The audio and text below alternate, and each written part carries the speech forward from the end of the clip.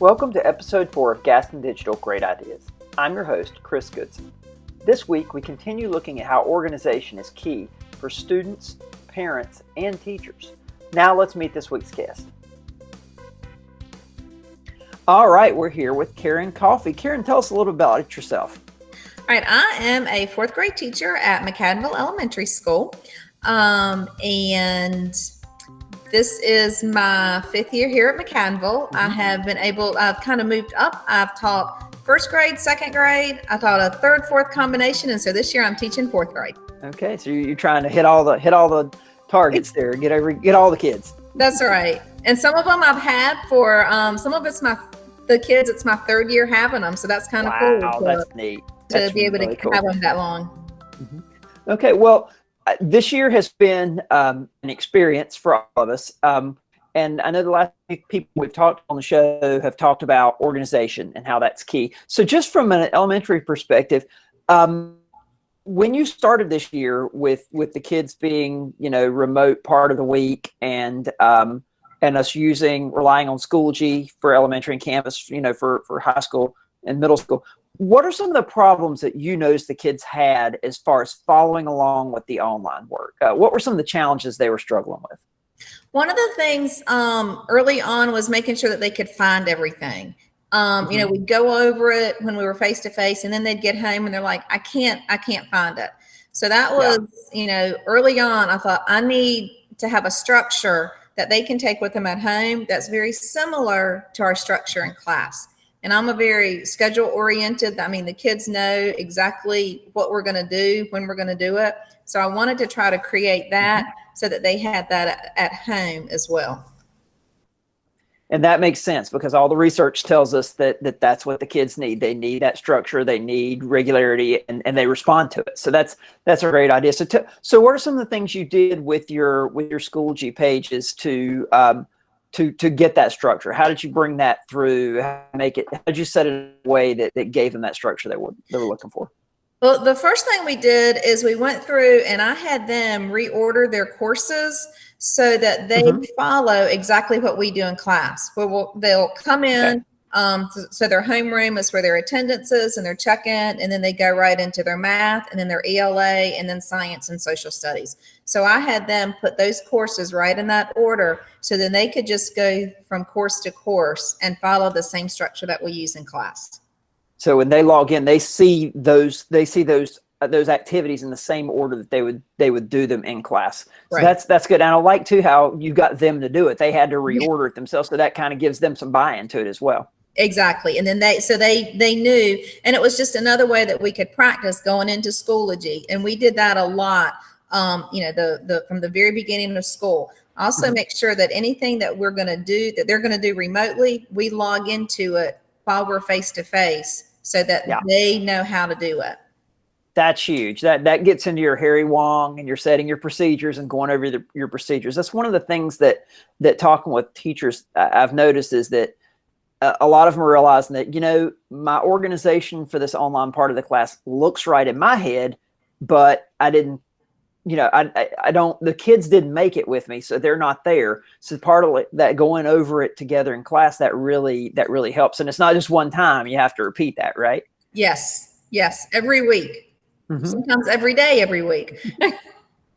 So since you've implemented some of that, have you noticed successes with it? How are the kids doing with it now compared to how they were at the beginning?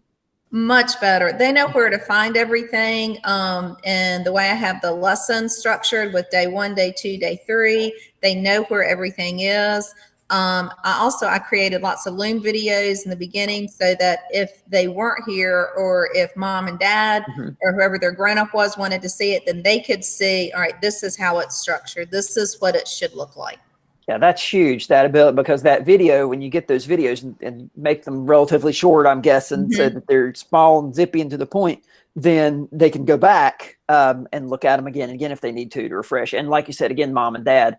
Right. Well, speaking of that, that's a big thing, especially in elementary school, is you've got to think about design for the kids, but you're also thinking about design for the parents as well. What are some of the things you've done to make sure that the parents know what's going on with the online section of class?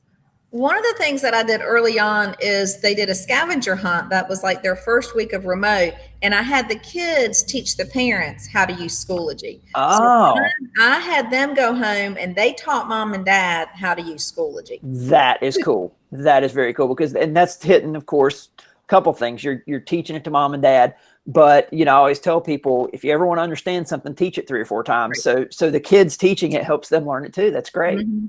Okay. So so now that we kind of feel like we're getting into a groove with that, what do you think is going to happen in the future with this? I mean, so let's say, we get a good vaccine or something and eventually things are going to go back to more or less normal. How do you see using Schoology when we are back to kids being around together all the time together with us? I think it's something that for me, will still like to use it in class as well as for homework or kids who are absent or for sub plans. But there's so many things. I use lots of digital tools. I put Nearpod lessons in that I do live even in class. But putting those links within Schoology that they can just access, I think is big. To have all of that information in there, where if a student's absent, or if they want to go back and review something, I think is critical. Having that information, of course, as they get, upper grades, where they can go back and maybe review before a test, having that information, I think I think it's so important that it's a good place to hold it all. And they can use it on their own to review for homework, days off, or, not days off, but sick days or sure. Well, that idea of having everything in one place, I think is big, especially like how you mentioned going back and reviewing. For some of us who may not have been the strongest math students, that was always a big thing to me.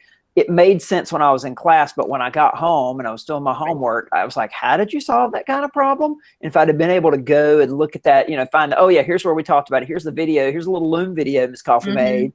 Oh, I see how she did that. Yeah, that's huge to have that ability.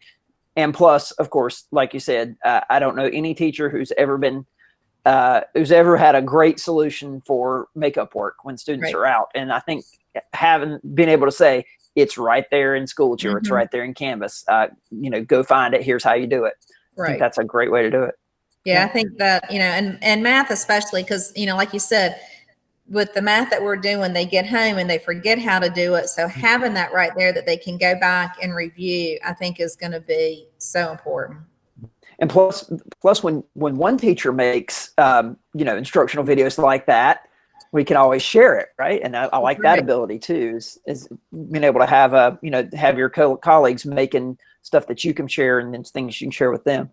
So, during this crazy time, I know we've all been focused on our students, but working on our own growth is huge too. Have you done anything? What have you done in this crazy time to kind of help grow yourself in all this? Have you had time to do much of that?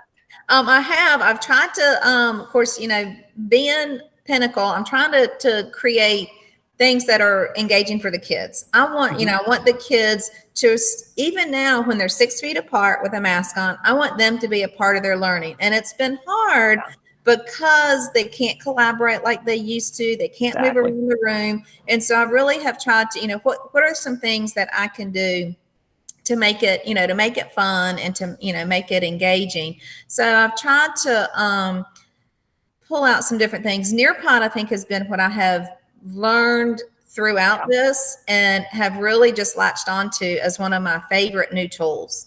I still use Flipgrid a lot, that I absolutely love. But I love being able to interact with the students that way, whether we're face-to-face here or even during remote days. And so that has been, just for me, trying to find what I can use that's going to create interactive, engaging lessons that's going to still make that I'm going to be able to connect with the students. That's great. And tools like that will allow kids to interact with each other, even though they're not physically close to each other. So you can put, for example, you talked about Nearpod. There are a lot of things in Nearpod that allow for collaboration where they're all on devices. you know, 6 feet apart, but they're still able to collaborate in small groups and as a whole group. That's great. So we'll put some links up in the notes to the show on for everybody on Flipgrid and Nearpods and things like that as well, so they can check those resources out. Okay. Well, believe it or not, it's been about 10 minutes already. We're about out of time. Anything else that you'd like to add about that you've learned this year before we go? Any good advice to teachers who are trying to come up with ways to do, like you said, keep students engaged and going during this?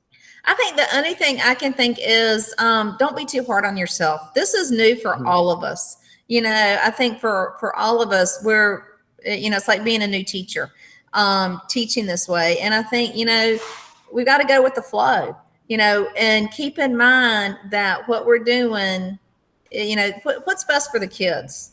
Exactly. That's the most important thing. That's what keeps me going through each day. It's great. All right. Well, thank you very much, Karen. And we're glad we had you on today, and we appreciate it. Have a good rest of the year. Thanks, Chris. Thanks for watching. If you want to find out more about the topics we discussed, head over to our website at bit.ly/great ideas. If you enjoyed the show, be sure to like this video and subscribe to the channel. If you have ideas for the show, tweet them to me. You can find me on Twitter @Goodson. See you next time.